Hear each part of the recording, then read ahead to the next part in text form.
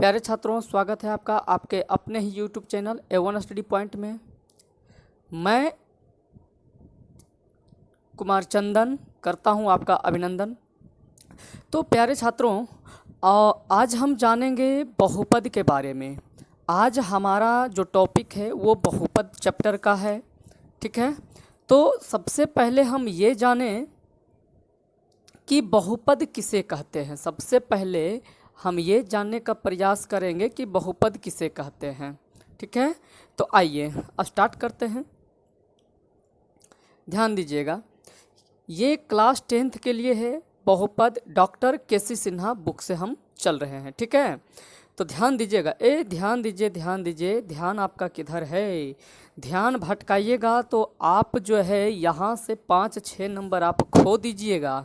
इसलिए आप यहाँ जो है पेन और पेपर पे ध्यान दीजिएगा प्रभु। आइए स्टार्ट करते हैं हम। ध्यान दीजिएगा, सबसे पहले आता है कि बहुपद, पोलिनोमियल्स। बहुपद किसे कहेंगे?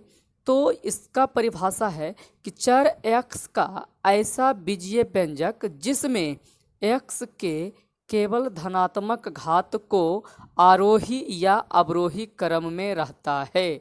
यानी कि बीजीय व्यंजक जो है इसका x का केवल धनात्मक घात यानी कि पावर जो होगा प्लस में को आरोही माने बढ़ते या अवरोही यानी घटते क्रम में रखता है।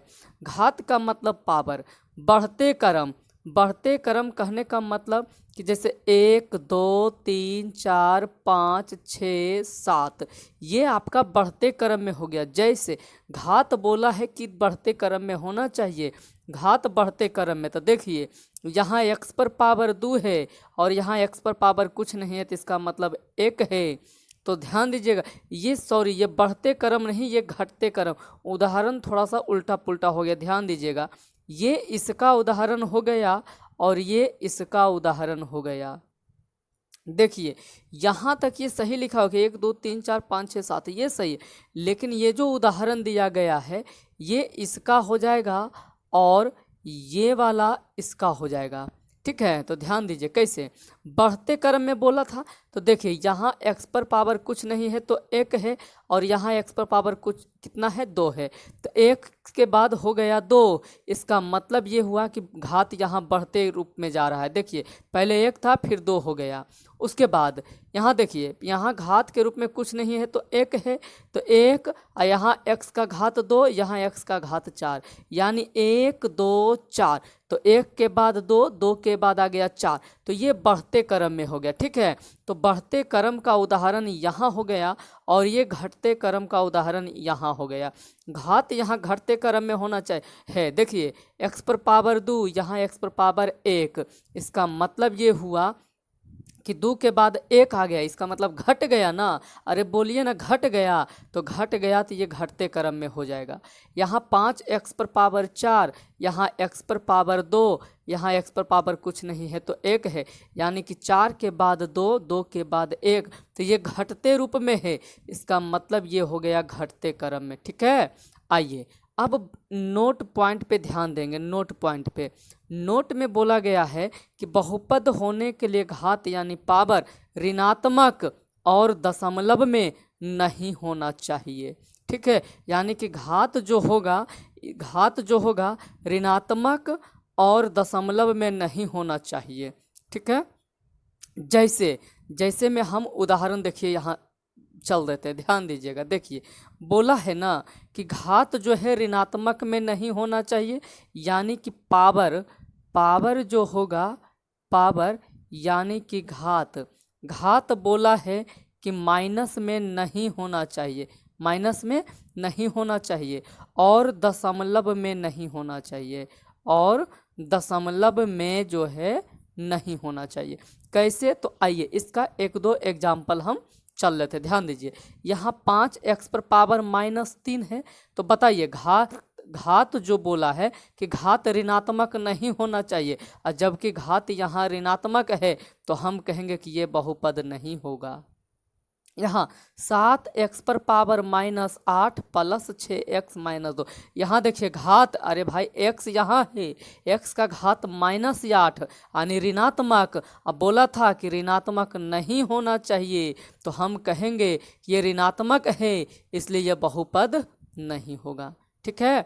उसके बाद 8x पर पावर -4 प्लस 5x-9। तो ध्यान दीजिएगा यहाँ x का घात -4 है, घात यदि माइनस में रह गया, पावर माइनस में रह गया, तो ये बहुपद नहीं होगा, तो ये बहुपद नहीं होगा। दूसरा पॉइंट कि दशमलव में भी नहीं होना चाहिए, दशमलव में भी नहीं होना चाहिए। तो ध्यान दीजिएगा 5x पर पावर 7/2। ए भाई, तो 2 से इसको हम काटेंगे तो 3.5 बार में कटेगा ना, तो x पर पावर 3.5 हो गया। इसका मतलब घात यहाँ दशमलव में नहीं आ गया, और जबकि दशमलव में नहीं होना चाहिए, तो घात यहाँ दशमलव में है, इसलिए हम कहेंगे कि ये बहुपद नहीं होगा, ये बहुपद नहीं होगा। 8x पर पावर 1/2, जब इसे हम काटेंगे तो ये हो जाएगा 0.5, तो 8x पर पावर 0.5 यानी कि दशमलव में घात है, तो बहुपद नहीं होगा। यहाँ देखिए 9x पर पावर -7/8। ए भाई, तो दशमलव में इसको भाग दे करके काहे चेक करेंगे, अब यहाँ देख लिए कि माइनस में है, तो बहुपद नहीं होगा। यानी कि घात जो है बहुपद होने के लिए, बहुपद होने के लिए पावर माइनस में नहीं होना चाहिए और पावर दशमलव में नहीं होना चाहिए। ठीक है। यदि यहाँ तक समझ में आपको आ गया तो अब हम आगे बढ़ते हैं, इसको हटा लें, चलिए हटा लेते हैं। अब ध्यान दीजिएगा, देखिए बोला है बहुपद होने के लिए, ये पॉइंट चल दिए। अब आता है बहुपदों का वर्गीकरण, माने बहुपदों को हम बांट कैसे सकते हैं। तो ध्यान दीजिएगा बहुपद को हम 2 प्रकार से बांटते हैं, बहुपद को हम 2 प्रकार से बांटेंगे। कैसे भाई, तो पहला हो गया पदों के आधार पर और दूसरा हो गया घातों के आधार पर। पदों के आधार पर ध्यान दीजिएगा, पदों के आधार पर जो है आपका एक पदी बहुपद भी हो सकता है, एक पदी बहुपद हो सकता है। पदों के आधार पर द्विपदी बहुपद हो सकता है। पदों के आधार पर आपका त्रिपदी बहुपद हो सकता है। कैसे, तो आइए हम समझते हैं, ध्यान दीजिएगा। जिसमें केवल एक पद हो, जिसमें केवल एक पद हो उसे एक पदी बहुपद कहेंगे। जिसमें केवल 2 पद हो, जिसमें केवल 2 पद हो उसे द्विपदी बहुपद कहेंगे। और जिसमें केवल 3 पद हो उसे त्रिपदी बहुपद कहते हैं, जिसमें 3 पद हो। कैसे, तो समझिए एक पद, ए भाई यहाँ देखिए ना, यहाँ 3x, बस ये एक ही गो पद है, बीच में यदि कहीं प्लस और माइनस आ जाए, कहीं प्लस या माइनस आ जाएगा तब पद चेंज होगा, और जब बीच में कहीं प्लस माइनस नहीं रहे तो पद चेंज नहीं होगा। कैसे, तो आइए हम समझते हैं देहाती बिहारी मेथड से। हाँ, फेस नहीं दिखा रहे हैं, कारण ये है कि लाइट का थोड़ा सा प्रॉब्लम चल रहा है, तो इसलिए बिना फेस का हम वीडियो बना रहे हैं। तो याद रखिएगा, यदि आपको ये पूरा बहुपद समझ में आ जाए ना, तो एक बार चैनल को सब्सक्राइब, वीडियो को लाइक और शेयर जरूर कीजिएगा। ये आप सभी लोगों से हाथ जोड़ करके निवेदन है। ठीक है। आइए, अगर कहेंगे तो हम फेस वीडियो बोर्ड पर भी, बिना बोर्ड पर भी हम बना के बता देंगे, इसमें कोई दो राय नहीं है। लाइट ठीक हो जाने दीजिए, लाइट का भी थोड़ा सा प्रॉब्लम चल रहा है, इसलिए जो है फेस क्लियर नहीं दिखाई पड़ेगा। तो हम चाहे कि भाई बिना फेस वाला वीडियो ही बना दें, ताकि पढ़ाई जो है आप लोगों का जारी रह सके, पढ़ाई आप लोग का बाधित ना हो। ठीक है। आइए अब चलते हैं, पदों के आधार पे हम चल रहे थे, तो हम बोले कि जिसमें केवल एक पद हो उसे एक पदी बहुपद कहेंगे। जैसे देखिए यहाँ 3x हो गया, इसी के जगह पे 7x² भी रह सकता है, 5m भी हो सकता है। तो ये आपका एक पदी बहुपद हो गया। द्विपदी बहुपद में केवल 2 पद हो उसे द्विपदी बहुपद कहते हैं। कैसे? तो ध्यान दीजिए, देखिए यहाँ बीच में प्लस का चिन्ह आ गया है, तो बीच में प्लस का चिन्ह आया तो एगो प्लस के एने देखिए ये हो गया एक पद, अब प्लस के इधर देखिए एगो हो गया एक पद, इसका मतलब ये 2 पद हो गया। इसका मतलब ये 2 पद हो गया। यहाँ देखिए प्लस है, प्लस बीच में प्लस या माइनस कुछ भी हो सकता है ना, कन्फ्यूजन नहीं रखिएगा आप लोग।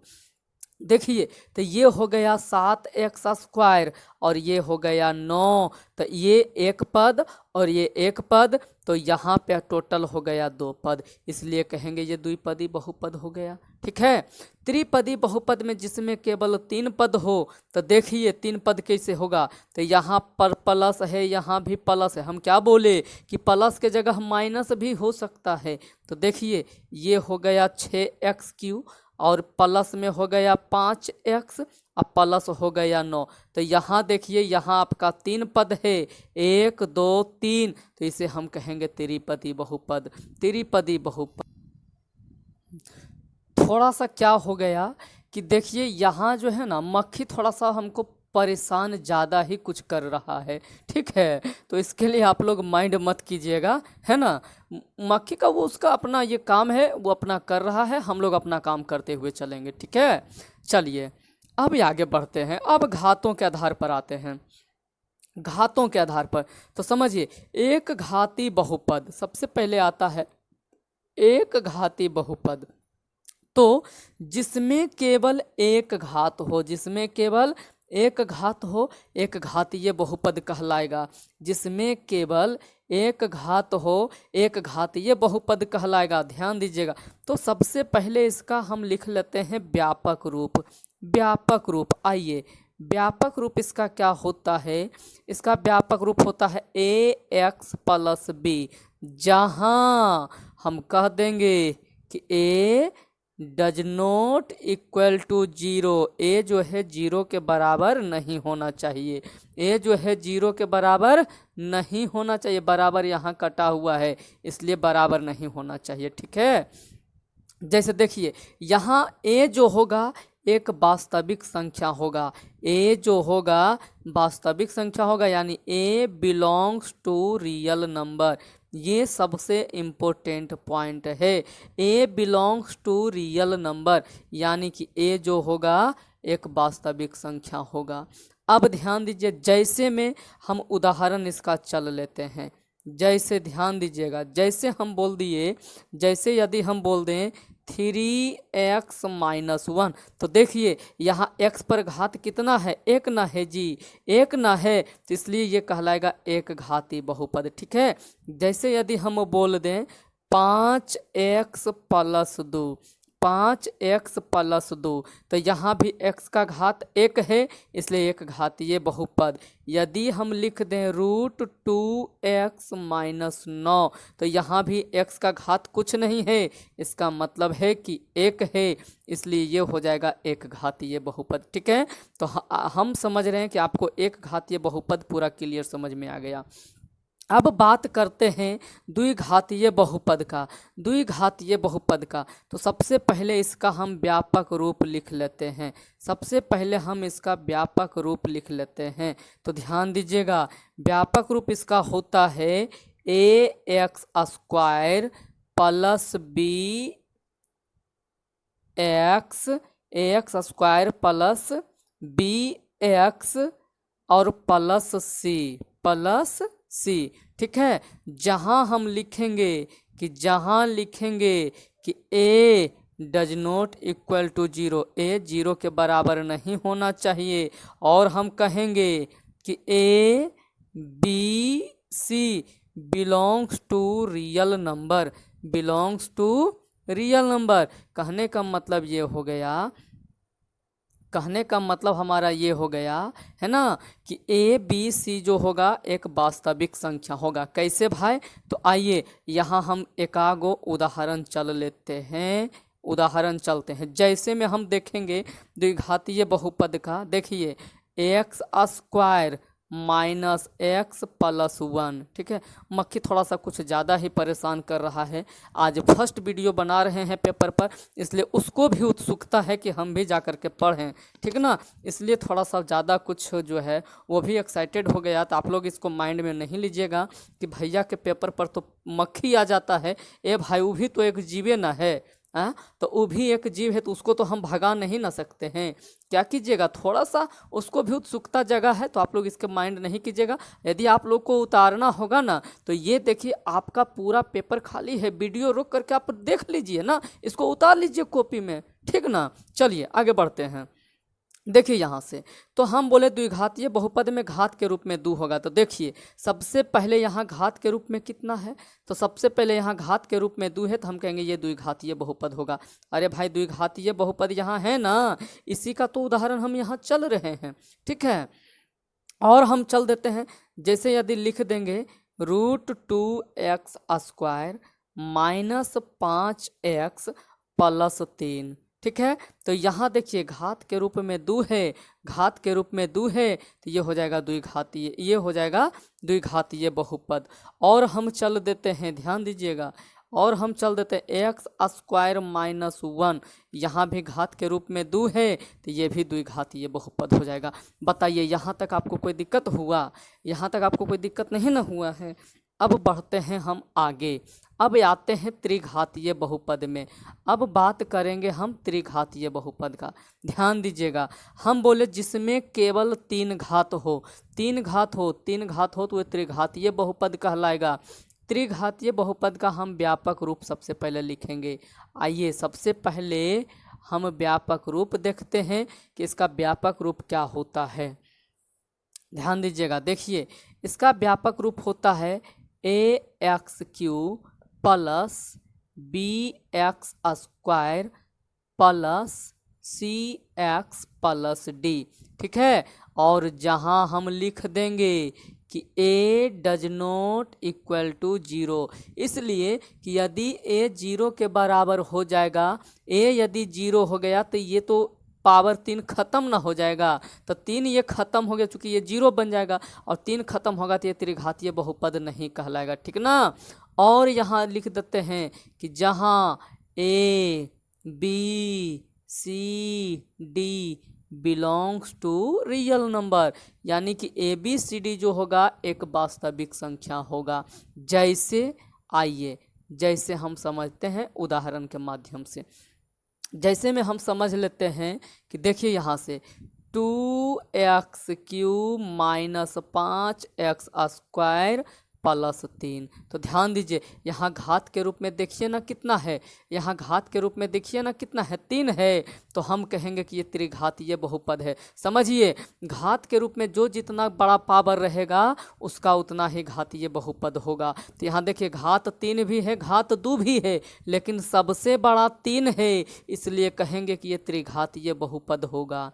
ठीक ना, इसलिए हम कहेंगे कि ये त्रिघातीय बहुपद होगा। अगला उदाहरण देख लेते हैं, minus 5x³ plus x² plus 1। तो यहाँ देखिए घात के रूप में यहाँ 2 भी है, 3 भी है, तो यहाँ सबसे बड़ा 3 ना है जी, इसलिए हम कहेंगे कि ये त्रिघातीय बहुपद होगा। ठीक ना, इसलिए इसे हम कहेंगे कि ये त्रिघातीय बहुपद होगा। अगला आते हैं चतुर्थ घातीय बहुपद का। चतुर्थ घातीय बहुपद, ध्यान दीजिएगा, चतुर्थ घातीय बहुपद का व्यापक रूप क्या होता है। आइए, व्यापक रूप पूछेगा या सामान्य रूप पूछेगा तो आपको घबराना नहीं है। ध्यान दीजिए, हम हैं ना बताने वाले, आप कहे घबराते, आपको घबराना नहीं है। ठीक ना, चलिए, तो इसका हो जाएगा ax⁴ plus bx³ plus cx² plus dx plus k। ठीक है, देखिए चतुर्थ घातीय बहुपद में सबसे बड़ा घात 4 रहेगा, सबसे बड़ा घात 4 रहेगा, इसलिए ये हो जाएगा चतुर्थ घातीय बहुपद। इसलिए ये हो जाएगा क्या, चतुर्थ घातीय बहुपद। ठीक ना, तो आइए अब जहाँ हम लिखेंगे कि जहाँ, यहाँ लिख लेते हैं कि जहाँ a does not equal to zero, A does not equal to zero, A zero के बराबर नहीं होना चाहिए। ए यदि जीरो हो गया तो ए यदि जीरो हो गया तो इसके साथ ये गुणाब के रूप में, तो ये पूरा जीरो बन गया, ये पूरा जीरो, तो जीरो बन गया तो यहाँ बी एक्स क्यू ना स्टार्ट हो जाएगा, बी एक्स क्यू हो जाएगा तो ये त्रिघातीय बहुपद हो जाएगा, इसलिए ए को जीरो नहीं होना चाहिए। और ए बी सी डी के, ए बी सी डी के ये बिलोंग्स टू रियल नंबर,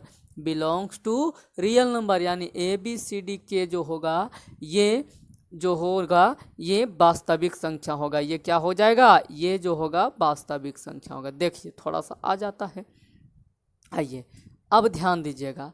अब यहाँ से हम उदाहरण चल लेते हैं एक आक को, ठीक ना, उदाहरण चल लेते हैं। आइए उदाहरण चल लेते हैं। उदाहरण मान के चलिए कि यदि लिखा हुआ रहेगा x पर पावर 4 प्लस 1, ए भाई तो घात के रूप में यहाँ 4 ना है जी, अरे बोलिए ना, घात के रूप में यहाँ 4 ना है, इसलिए कहेंगे कि ये जो होगा चतुर्थ घातीय बहुपद होगा। ठीक है, एक आक उदाहरण और आपके लिए हम चल देते हैं। 2x पर power 4 minus x Q plus 2x square plus x minus 3। ठीक है, अब देखिए यहाँ घात के रूप में 4 भी है, 3 भी है, 2 भी है, यहाँ कुछ नहीं है, इसका मतलब 1 है। तो बताइए 1 2 3 4, सबसे बड़ा घात यहाँ 4 आ गया, सबसे बड़ा घात यहाँ 4 आ गया, सबसे बड़ा पावर 4, इसलिए चतुर्थ घात ये बहुपद हो जाएगा। ठीक ना, अब एक उदाहरण और चल देते हैं।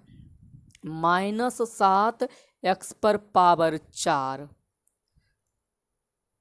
Plus x plus 5। ध्यान दीजिएगा, तो यहाँ देखिए, यहाँ जो है x पर पावर 4, यहाँ x पर पावर 1, तो ए भाई यहाँ 1 है, यहाँ 4 है, सबसे बड़ा पावर तो 4 है, इसलिए ये हो जाएगा चतुर्थ घातीय बहुपद। आई होप आप इस वीडियो को अच्छी तरह समझ गए होंगे। तो अब हम आगे बढ़ते हैं, इससे अब आगे चलने का हम प्रयास करते हैं। ठीक है,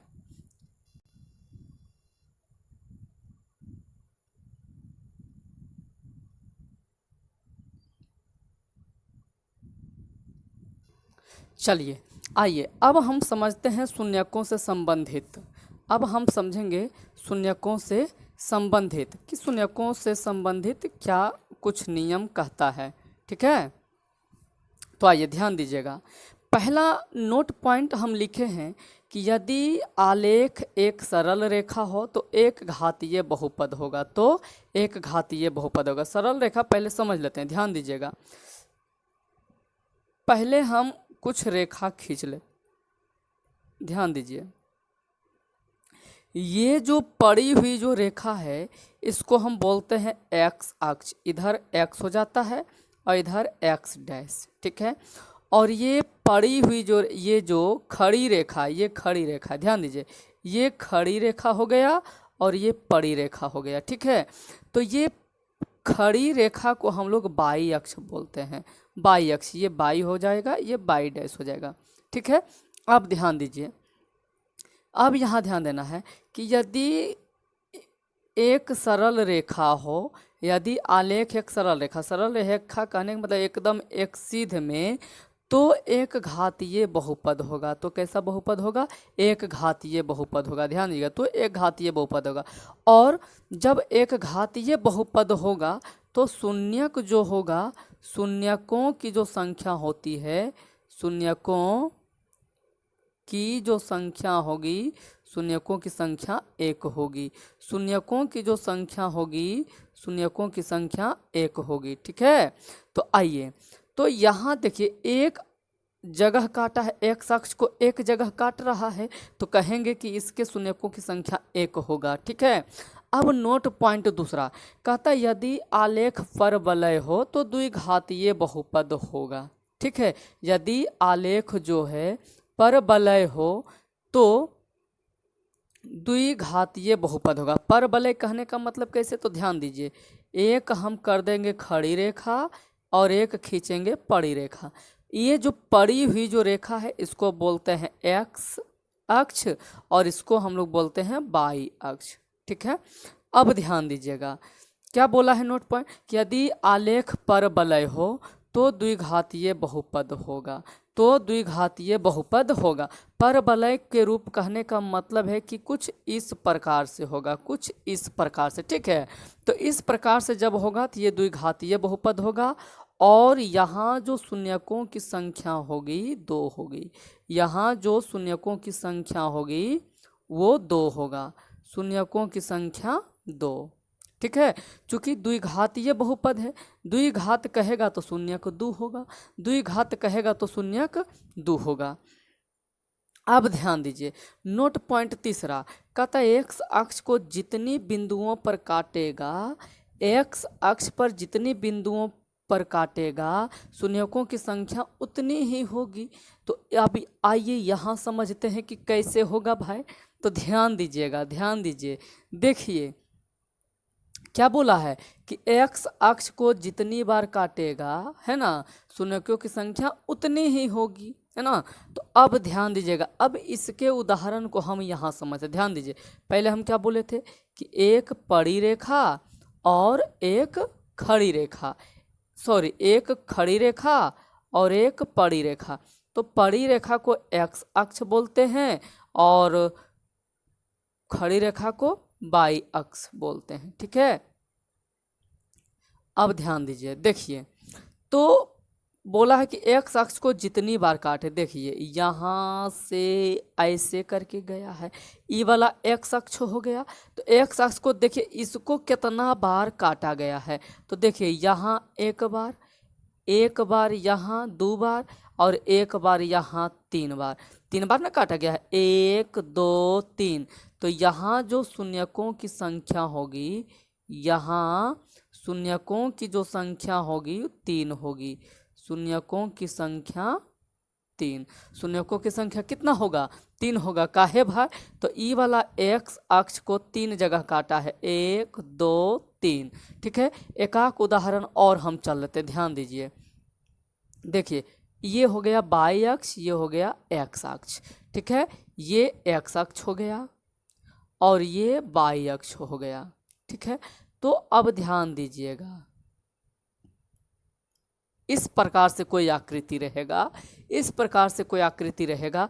तो यहाँ पूछेगा कि बताइए शून्यकों की संख्या कितनी होगी, यहाँ पूछेगा कि बताइए शून्यकों की संख्या कितनी होगी। तो यहाँ शून्यकों की संख्या कितनी होगी, तो ध्यान दीजिएगा, देखिए हम क्या बोले कि एक्स अक्ष ये वाला है, तो इसको जितना बार काटेगा उतना शून्यक होगा। तो देखिए 1 2 3 4 5, 5 जगह काटा गया है, इसका मतलब है कि शून्यकों की संख्या 5 होगी, इसका मतलब है कि शून्यकों की संख्या 5 होगी। ठीक ना। अब एक उदाहरण और हम चल लेते हैं, ध्यान दीजिएगा, एक उदाहरण और चल लेते हैं, ज़्यादा नहीं। तो ये हो गया आपका एक्स अक्ष, ये हो गया आपका बाई अक्ष। ठीक ना।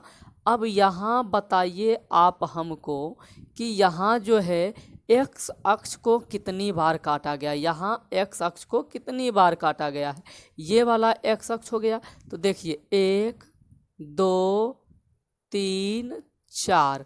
तो यहाँ शून्यकों की संख्या कितनी होगी, तो यहाँ से शून्यकों की संख्या कितनी होगी, आइए शून्यकों की संख्या हो जाएगी यहाँ से 4, शून्यकों की संख्या यहाँ से हो जाएगी कितना भाई, तो 4। अब हमें आप ये बताइए कि ये समझ में आपको आया कि नहीं आया, ये आपको समझ में आया कि नहीं आया। अब अगर हम प्रश्नावली 2.1 चलेंगे, एक्सरसाइज यदि 2.1 चलते हैं तो इसमें आकृति आपको पता नहीं चलेगा। ठीक है, इसलिए प्रश्नावली 2.1 का समाधान हम इसी में कर दिए आपको एग्जाम्पल के माध्यम से। अब हमें उम्मीद है कि प्रश्नावली 2.1 आपसे बन जाएगा। ठीक है, तो आप हमें कमेंट में ज़रूर करके बताइएगा कि ये टॉपिक आपको समझ में आया या नहीं आया। यदि समझ में आ गया तो अपने भाई के लिए एक बार चैनल को सब्सक्राइब कर दीजिएगा, वीडियो को लाइक कर दीजिएगा और जितना भी दोस्त हित कुटुंब नाता है सबके पास एक बार शेयर कर दीजिएगा। हमें उम्मीद है कि ये पॉइंट आपको पूरा क्लियर समझ में आ गया होगा। ठीक है, जय हिंद।